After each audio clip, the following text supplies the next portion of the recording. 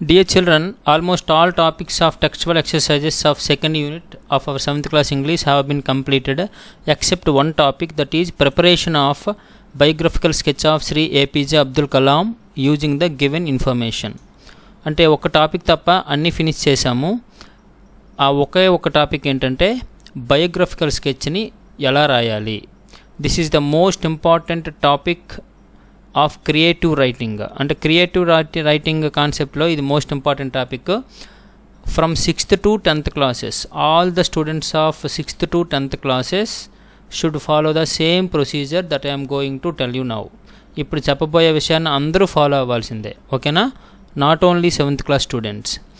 Before that, what is the question given here? This is biographical sketch. Let's know what is biographical sketch. Biographical sketch ante emti? Biographical sketch is a brief summary of person's life and his achievements. What should we write in biographical sketch? We should write a brief summary, brief story of person's life and his achievements. అంటే ఒక వ్యక్తి యొక్క జీవితంలో అతను సాధించినటువంటి achievements ఏంటి, అతని life history ఏంటి అనేది బ్రీఫ్గా మనం రాసేదే బయోగ్రఫికల్ స్కెచ్ అనమాట. Next one, what's the difference between biography and autobiography?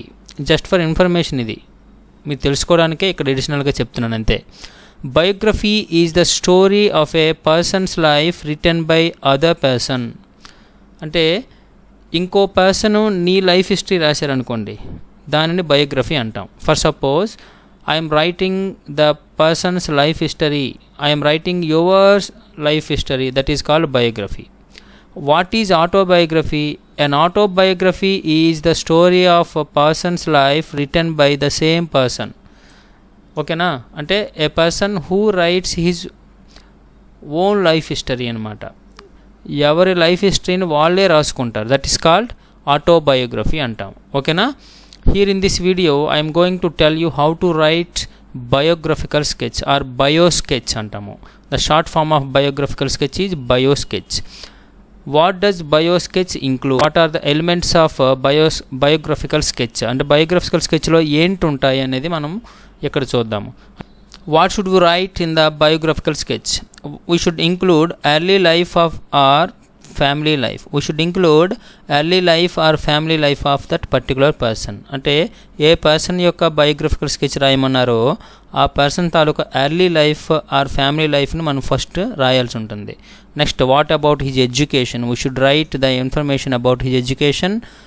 We should write about his professional life. What kind of profession did he take in his life? Accomplishments or achievements, what did he achieve in his life? Okay, rewards and recognitions.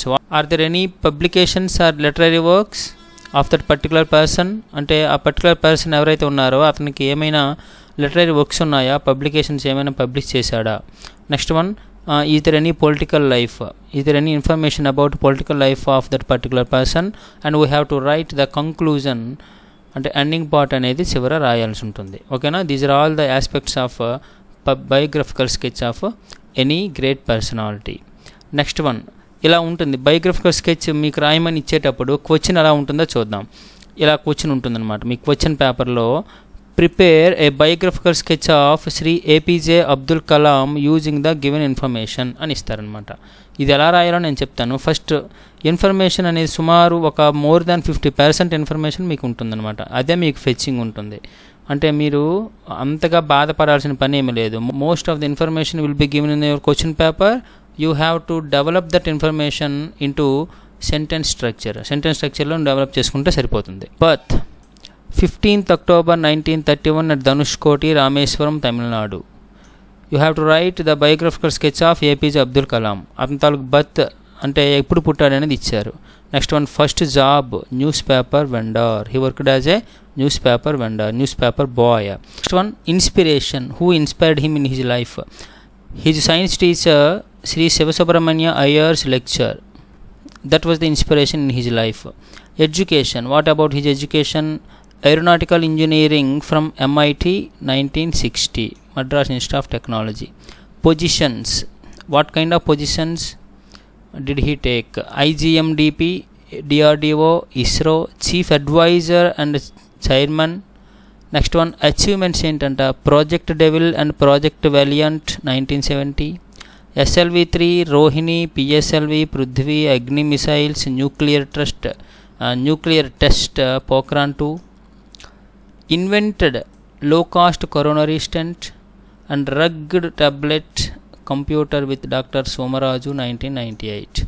Okay, next one another achievement ఏంటంటే unanimously elected as president of India from 2000 to 2007, people's president. Literary works, wrote Wings of Fire, Ignited Minds, etc.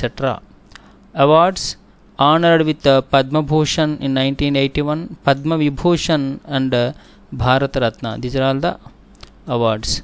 Next one, death. This is death 27th July 2015. చూసారు కదా, ఇలా ఉంటుంది biographical sketch. మీకు ఇచ్చేటప్పుడు question పేపర్లో ఎలా ఉంటుంది ఇన్ఫర్మేషన్ అనేది ఇక్కడ చూపించాను మీకు. నెక్స్ట్ వన్, ఇప్పుడు structure of A biographical sketch అంటే ఈ ఇన్ఫర్మేషన్ని యూజ్ చేసుకుంటూ రాయాలి. ఆ రాసేటప్పుడు నువ్వు ఎలాంటి స్ట్రక్చర్ ఫాలో అవ్వాలనేది బ్రీఫ్గా చెప్తాను చూడండి. ఈ స్ట్రక్చర్ కానీ మీరు ఫాలో అయితే, if you follow this structure you will be given good marks in examination. ఈ స్ట్రక్చర్ మీరు కానీ ఫాలో అయితే మంచి మార్క్స్ అనేవి మీకు వస్తాయి అన్నమాట. బిగినింగ్లో ఏం రాయాల్సి ఉంటుంది, ఇది ఫిక్స్డ్ అనమాట. ఇది కూడా నువ్వు బై హార్ట్ చేసుకుంటే సరిపోతుంది. You need not change this beginning part. ఈ బిగినింగ్ పార్ట్ని నువ్వు చేంజ్ చేయాల్సిన పని ఏమీ లేదు. I take great privileges to present the biographical sketch of one of the notable personalities in our country, that is you have to mention the name here. ఈ first బ్లాంక్లో నువ్వు మెన్షన్ చేయాలి. ఇక్కడ మనం APJ Abdul Kalam biographical sketch రాస్తున్నాం కాబట్టి notable personalities in our country, that is APJ Abdul Kalam a great, what was he అనేది ఇక్కడ రాయాలి. మీరు ఆన్సర్లో వాట్ వాజ్ హీ అని రాసేయకండి. ఇక్కడ బ్లాంక్ ఇచ్చానంటే అతను ఏంటి అంటే హౌ వాజ్ హీ ఫేమస్ అని, అతను ఏ విధంగా ఫేమస్ అయి ఉన్నాడు అనేది చెప్పాలి. A great Indian scientist. ఓకేనా, ఆ విధంగా మెన్షన్ చేయాల్సి ఉంది. This is the beginning part. ఓకేనా, ఇది ఫిక్స్డ్గా మన మైండ్లో ఇది ఉండిపోవాలి. I take great privileges to present the biographical sketch of one of the notable personalities in our country, APJ Abdul Kalam a great Indian scientist. ఓకేనా, రాసిన తర్వాత ఎర్లీ లైఫ్ని ఆ ఫస్ట్ పారాగ్రాఫ్కి మీరు మెర్జ్ చేసేవచ్చు. What about his beginning life. ఇక్కడ చూడండి, డాష్ ఈజ్ ఏ గ్రేట్ అని చెప్పాను కదా. Who is a great, APJ Abdul Kalam. ఇక్కడ మెన్షన్ చేయాలి, నేమ్ మెన్షన్ చేయాలి. Is a great Indian scientist. ఇక్కడ well known as Indian scientist అని రాయాలి. హిజ్ ఫుల్ నేమ్ ఈజ్, నీకు తెలిస్తే రాయొచ్చు, ఇన్ఫర్మేషన్లో ఉన్నా లేకపోయినా తెలిసినా తప్పేం లేదు. ఫ్యాక్ట్స్ అయితేనే రాయాలి. ఓకేనా, దట్ షుడ్ బి ఫ్యాక్ట్. ఓకేనా, అదర్ ఇన్ఫర్మేషన్ కాబట్టి అది ఫ్యాక్ట్ అయితేనే రాయాలి, రాంగ్ రాయకూడదు. ఒకవేళ రాయకపోయినా నష్టం ఏమీ లేదు. ఇది ఇవ్వలేదుగా, హిజ్ ఫుల్ నేమ్ ఈజ్ ఇచ్చాడేంటి, ఇందులో ఇవ్వలేదుగా, హిజ్ ఫుల్ నేమ్ ఇవ్వలేదు కాబట్టి you need not mention. But if you know that full name you can write to extend the paragraph. His full name is, ఓకేనా, అవుల్ పకీర్ జైనులబ్దీన్ అబ్దుల్ కలాం అని మెన్షన్ చేయవచ్చు. ఇక్కడ he was Born on, you have to mention the date in this blank. Date and year mention చేయాల్సి ఉంటుంది. At ఎక్కడేంటి రాయాలి అంటే ఏమో at బ్లాంక్కు బిఫోర్గా ఇక్కడ రాయాల్సి ఉంటుంది. ఓకేనా, at you have to write the place of birth అనమాట. In you have to write the state of birth or city of the birth. ఎందుకంటే ఇతను తిరువనంతపురంలో పుట్టాడు కాబట్టి ఏ స్మాల్ ప్లేస్ కాబట్టి at Thiruvananthapuram in Tamil Nadu.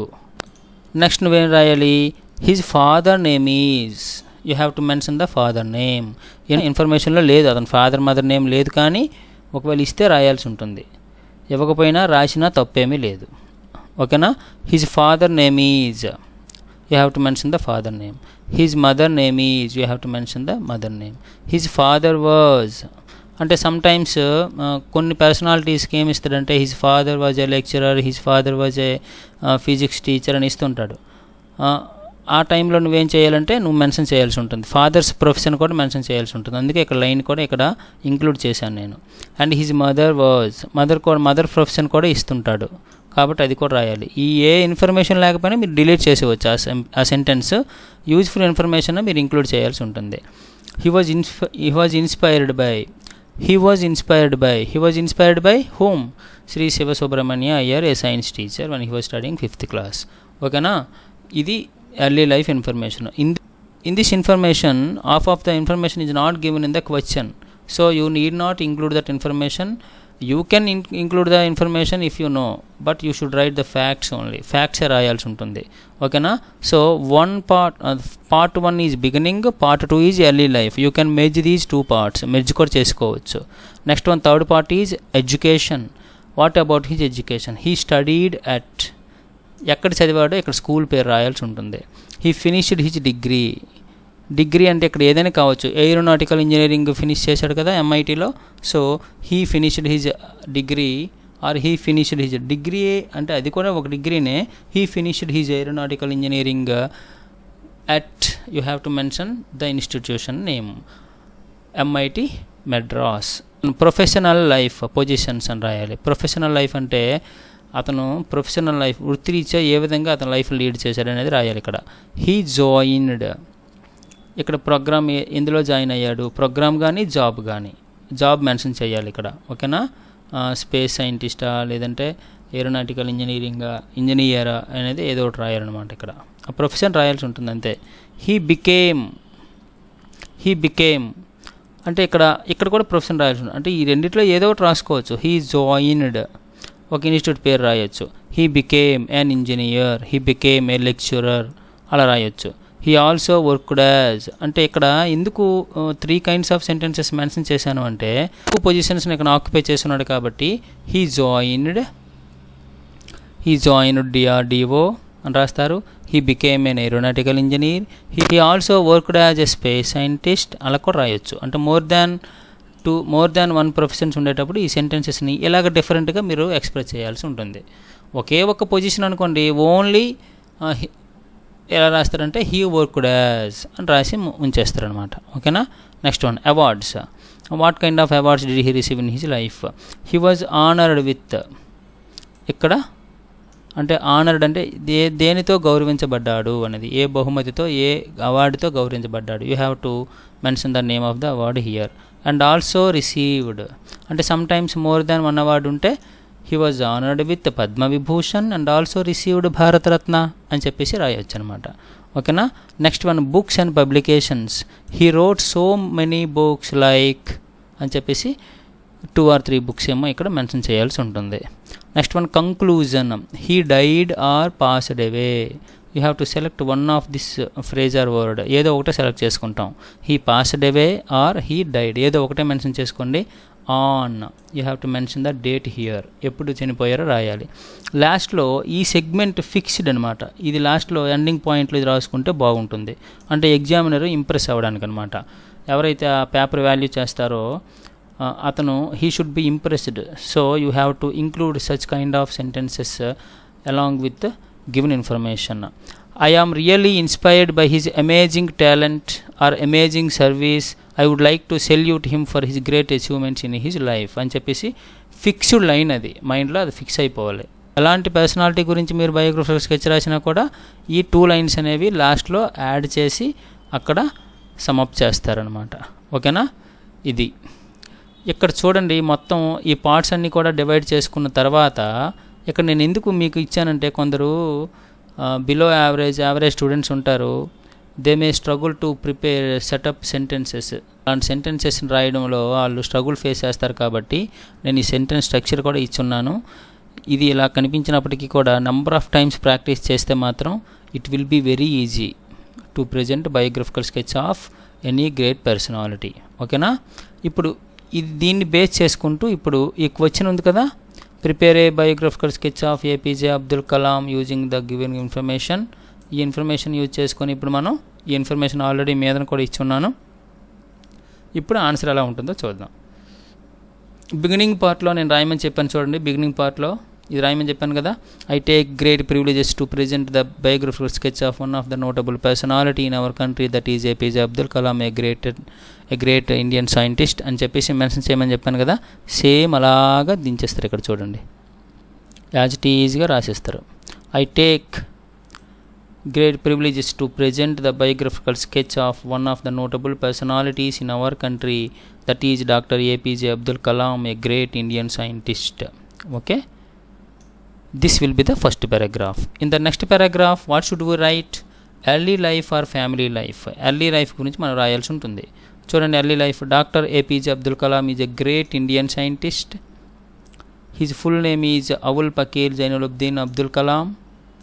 He was born on the 15th October 1931 at Dhanushkodi Rameswaram in Tamil Nadu అని కూడా రాయొచ్చు. కామా పెట్టిస్ కూడా వదిలేయవచ్చు, తప్పేం లేదు. He was inspired by a science teacher named Sri Siva Subramania Iyer and he completed aeronautical engineering at MIT in 1960. ఇదంతా కూడా మీకు sentence స్ట్రక్చర్లో ఇక్కడ ఇచ్చున్నాను నేను, చూసుకోండి. ఎడ్యుకేషన్ గురించి రాసాము, ఇది ఎర్లీ లైఫ్. ఓకేనా. నెక్స్ట్ వన్ ఎర్లీ లైఫ్ అయిపోయింది కదా. నెక్స్ట్ ఏంటి రాస్తాము? Education. Education and professional life. He was the leader of the integrated guided missile development programme. Education కూడా మెన్షన్ చేసేసాము లాస్ట్ లైన్లో.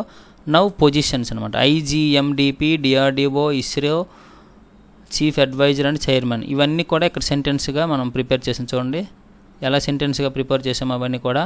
IGMDP means integrated guided missile development programme. If you don't know the full abbreviation just write IGMDP. Okay, IGMDP అని mention చేసేయండి, రాయాల్సిన పని ఏమీ లేదు. ఇక్కడ మెన్షన్ చేశాను integrated guided missile development programme అని. Which was managed by DRDO. DRDO కూడా అక్కడ మెన్షన్ చేశాం కదా. DRDO లీడ్ చేసింది అనమాట ఆ ప్రోగ్రామ్ని, మిసైల్ ప్రోగ్రామ్ అది. What is meant by DRDO? Defence research and development programme. He also worked as the chief advisor and chairman for ISRO అనమాట. ఓకే, ఇది కూడా ఇచ్చారు కదా, chief adviser and chairman of ISRO అని. అది కూడా ఈ విధంగా మనం సెంటెన్స్ని ఇలా ప్రిపేర్ చేయాల్సి ఉంటుంది. Next one project Devil, project Valiant ఉన్నాయి కదా. ఇవి కూడా అబ్దుల్ కలామే హెడ్ చేశారు కాబట్టి, లీడ్ చేశారు కాబట్టి project Devil and project Valiant were headed by Abdul Kalam in 1970. ఆ స్ట్రక్చర్ కూడా రాసి ఉన్నాము. Next one SLV-3 Rohini, PSLV Prithvi, Agni missiles and nuclear test programme 2 ఉంది కదా. వీటన్నింటికి కలిపి single sentence. He played the vital role in designing SLV-3, Rohini, PSLV, Prithvi and Agni missiles and nuclear test programme 2 అని చెప్పేసి సింగిల్ సెంటెన్స్లో ఆ విధంగా రాద్దాం. ఓకేనా. Next one he invented low cost coronary stent and rugged tablet computer with doctor Somaraju in 1988. ఇదన్నీ కూడా professional life అనమాట. అతని తాలూకా అచీవ్మెంట్స్ కూడా ఇందులో ఉన్నాయి. In the year 2002 he was elected as the 11th president of India unanimously by all political parties. ఓకేనా. ఈ పారాగ్రాఫ్ని మాత్రం మీరు కొంచెం కేర్ఫుల్గా అబ్జర్వ్ చేసి రాయాల్సి ఉంటుంది. ఓకేనా. This is all about his professional life. Now what about his books and publications? He wrote famous books like Wings of Fire and Ignited Minds, etc. He was honored with the Padma Vibhushan in 1990 and Padma Bhushan in 1981. Iva awards anamata. Okay na. In the first line we mentioned about his publications. In the second line we have written about his honors or awards. He was also honored with the highest civilian award, the Bharat Ratna, in 1997. Okay, in this paragraph we have included his publications and literary works, and also we have mentioned all his honors or awards he received. Okay, next one, conclusion. He passed away or he died on 27th July 2015 in Shillong. అక్కడ షిల్లాంగ్ అని ఇస్తే రాయండి, లేదంటే వదిలేవచ్చు, తప్పేమీ లేదు. Last line fixed line అని చెప్పాను కదా. I am really inspired by his amazing talent. ఓకేనా. అదే మదర్ తెరీసా అనుకోండి, బై హిజ్ అమేజింగ్ సర్వీస్ అని రాసుకుంటారు. I would like to salute him for his great achievements in his life. This is all about biographical sketch. ఓకేనా. If you follow this structure you can present the biographical sketch neatly and you will be given good marks.